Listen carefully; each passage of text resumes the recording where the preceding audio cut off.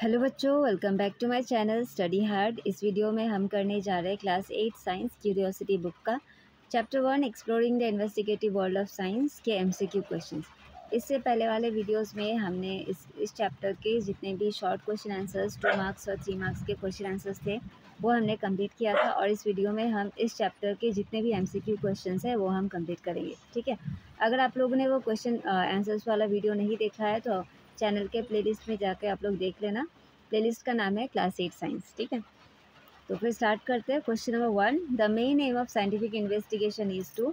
Scientific investigation का main aim क्या होता है? इसका आंसर होगा ऑप्शन नंबर आपका सी होगा, learn how to find new facts to investigation.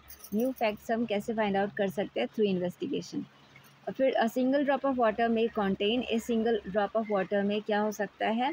बहुत सारे hidden world of tiny organisms हो सकते हैं जो अपने नेकेड आइज से हम नहीं देख पाते।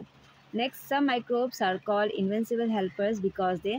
कुछ माइक्रोब्स को हम इन्विंसिबल हेल्पर्स कहते हैं। ऐसा क्यों कहते हैं? क्योंकि वो मतलब वो हमें हेल्प करते हैं, फूड को डाइजेस्ट करने में हेल्प करते हैं, और कुछ माइक्रोब्स की हेल्प से बहुत सारे मेडिसिन भी बनाए जाते हैं, तो इसीलिए हम उनको इन्विंसिबल हेल्पर्स कहते हैं। नेक्स्ट, इसका मतलब इसका ऑप्शन नंबर बी होगा। यहाँ पे वैसे दिया ही हुआ है सब में। Which of this can fight infections and keep our body healthy. इनमें से कौन सा हमें इन्फेक्शन से लड़ने का ताकत देता है और हमारे बॉडी को मतलब हेल्दी रखता है? तो ऑप्शन नंबर डी होगा, न्यूट्रिशियस फूड लेना, एक्सरसाइज करना, मेडिसिन और वैक्सीन। ठीक है, question number 5, the heating effect of electric current is use to. Electric current का हीटिंग इफेक्ट किस लिए यूज़ होता है? ये हमें वार्म रखने के लिए यूज़ करते हैं। ठीक है, keep us warm, option number B. फिर नेक्स्ट है, the magnetic effect of electric current is important in. तो मैग्नेटिक इफेक्ट जो होता है इलेक्ट्रिक करंट का, वो ये कहाँ पे यूज़ किया जाता है, किसके लिए इम्पॉर्टेंट है? तो देखो, ये आपका इम्पॉर्टेंट देखो, हीटर्स में तो हीटिंग इफेक्ट होता है ना, तो ये वाला नहीं होगा ऑप्शन, ये होगा आपका मोटर्स एंड मशीन्स में हम magnetic effect of electric current use करते हैं। नेक्स्ट देखते हैं question number 7, studying forces help us explain. Forces के बारे में जब हम स्टडी करते हैं तो इससे हम क्या एक्सप्लेन कर सकते हैं? यहाँ पे कुछ ऑप्शंस है। Why the moon shines, moon क्यों शाइन करता है? Why salt dissolves in water, क्यों सॉल्ट वाटर में डिजॉल्व हो जाता है? Why a ball thrown up falls back, एक बॉल को अगर हम ऊपर फेंकते हैं तो फिर से क्यों आ जाता है? और why glass bends light, glass light को क्यों बैंड कर देते हैं? तो इनमें से ये वाला ऑप्शन होगा सही, ऑप्शन नंबर सी। तो क्योंकि इसमें ग्रेविटेशनल फोर्स होता है ना, तो इसमें हम ग्रेविटेशनल फोर्स के बारे में पढ़ते हैं, यही हमें फोर्स सिखाता भी है। ठीक है, तो नेक्स्ट देखो question number 8, pressure depends on. Pressure किसके ऊपर डिपेंड करता है? ये होगा बोथ, एरिया और फोर्स दोनों के ऊपर ही डिपेंड करता है। Next, cyclones are caused by. Cyclones क्यों आते हैं? तो ये होगा आपका pressure differences in air, air में प्रेशर का डिफरेंस होने से साइक्लोन्स आते हैं। Next question number 10, in solid particles, क्या सॉलिड में पार्टिकल्स कैनॉट मूव? यही होगा ऑप्शन, क्योंकि सॉलिड में पार्टिकल्स जो होते हैं ना वो मूव नहीं कर पाते। ऑप्शन नंबर ए ही होगा आपका करेक्ट आंसर। ठीक है, next, in gases particles, gases में पार्टिकल्स क्या होते हैं? वो मूव कर सकते हैं freely. Option number B correct answer होगा। ये सारे आपके हाफ ईयरली पोर्शन के लिए, एग्जाम के लिए बहुत ही ज़्यादा इंपॉर्टेंट है, तो आप लोग ज़रूर से देख के जाना। Water is an example of a. Water क्या का एग्जाम्पल है? ये आपका एक वाटर ना कॉम्पाउंड होता है, क्योंकि वाटर H2O से फॉर्म होता है ना, हाइड्रोजन और ऑक्सीजन के मिलने से फॉर्म होता है, तो इसलिए एक कंपाउंड है। Brass is an mixture of. Brass किन किन चीज़ों का is an example of, sorry, ये ब्रास जो है ना वो किस चीज़ का एग्जाम्पल होता है?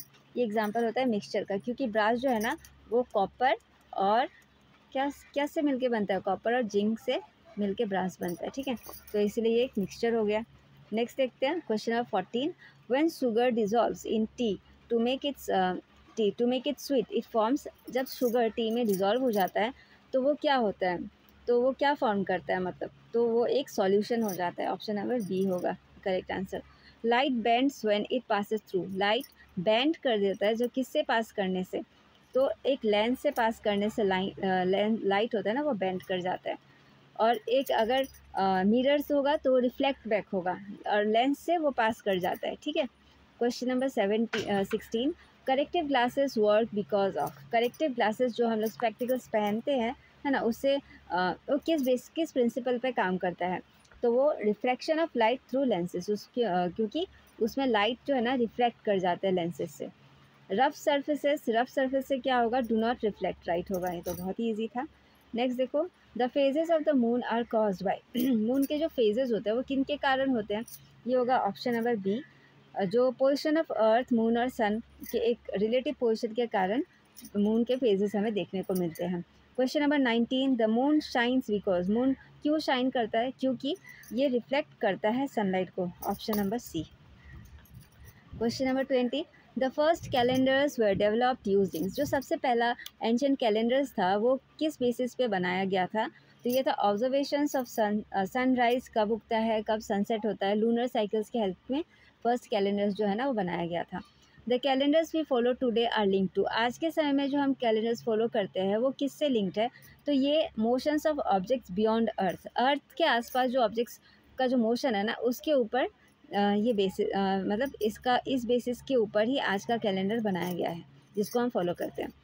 फिर question number 22, which of the following micro organisms can cause infections, इनमें से कौन से माइक्रो ऑर्गेनिजम्स है जो कि इन्फेक्शंस कॉज कर सकते हैं, तो इसका नंबर होगा आपका option number B, pathogenic microbes.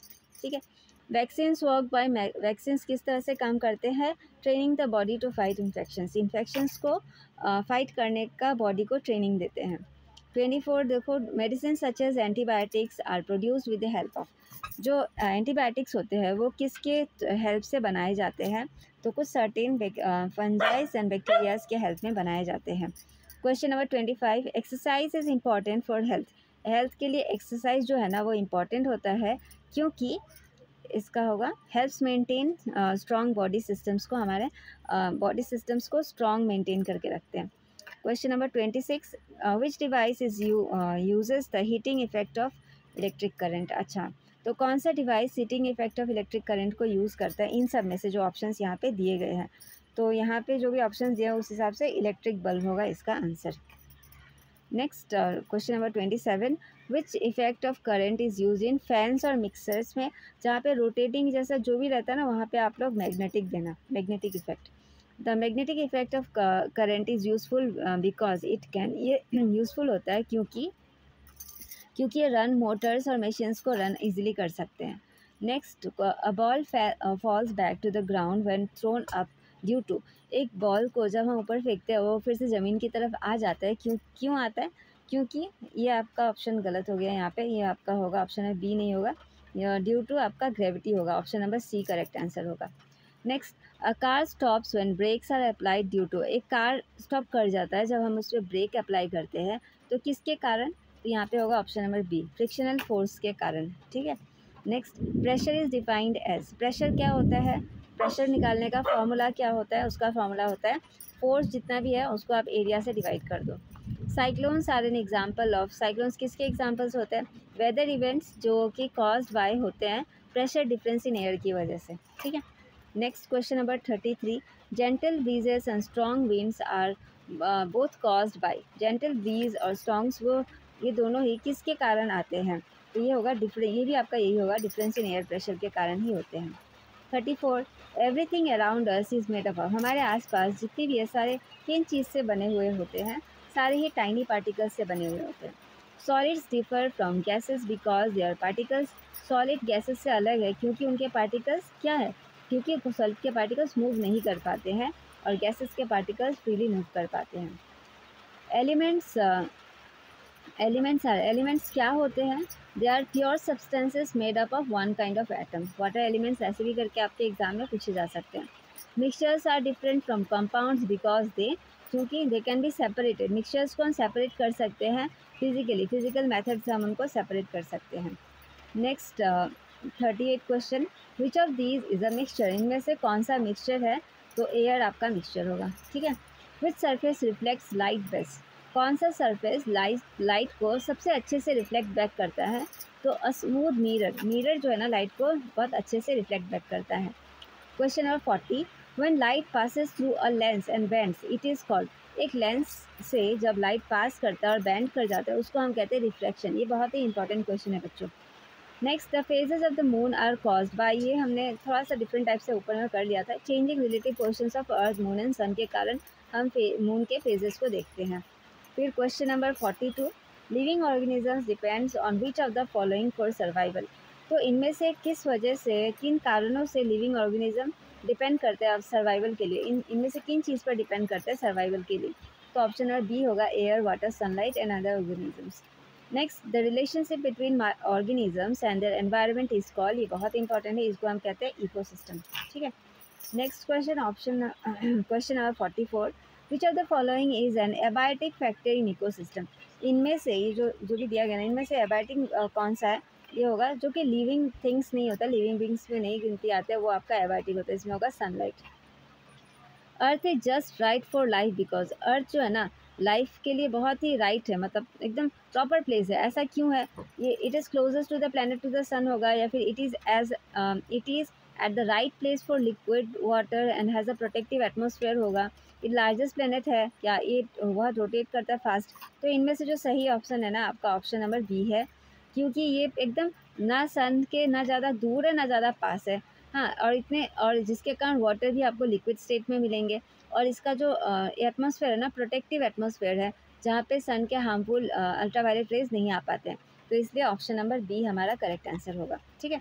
Next question number 46, the earth's atmosphere is important because, earth का एटमॉस्फेयर इम्पॉर्टेंट है क्योंकि, ऑप्शन नंबर बी होगा इसमें, क्योंकि हमने जस्ट अभी डिस्कस किया, क्योंकि ये प्रोवाइड कराता है हमें ऑक्सीजन और ब्लॉक करता है हार्मफुल अल्ट्रावायलेट रेज को। Question number 47, human activities are changing the earth's. Human activities के कारण अर्थ का क्या चेंज हो रहा है? अर्थ का टेम्परेचर चेंज होते जा रहा है, दिन प्रतिदिन गर्म होते जा रहे हैं, एंड क्लाइमेटिक पैटर्न्स बदल रहा है। ठीक है। Next question number 48, which scientific skills are key in solving environmental challenges. किन साइंटिफिक स्किल्स से हम सॉल्व कर सकते हैं एनवायरमेंटल चैलेंजेस को? तो ऑब्जर्व करके, प्रॉब्लम्स को ऑब्जर्व करके, मेजर करके, एक्सपेरिमेंट करके हम चेंज कर ला सकते हैं। Next question number 49, in an experiment the things we cannot control are. किसी एक्सपेरिमेंट में जिनको हम जिन चीज़ों को कंट्रोल नहीं कर सकते उनको क्या कहते हैं? उनको हम कहते हैं वेरिएबल्स। ठीक है।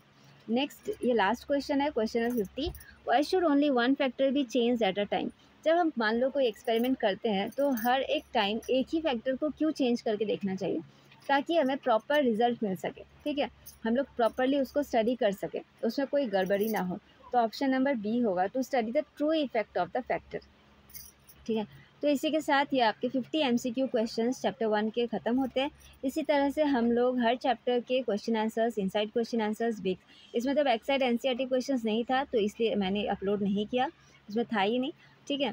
तो आप लोग का सैम्पल पेपर से जल्दी अपलोड हो जाएगा। अगर आप लोगों ने चैनल को सब्सक्राइब नहीं किया तो सब्सक्राइब कर लेना, अपने दोस्तों के साथ भी शेयर करना। आई होप आप लोग को वीडियो अच्छा लगा होगा। अगर अच्छा लगा है तो प्लीज़ कमेंट करके बताना। Thank you for watching.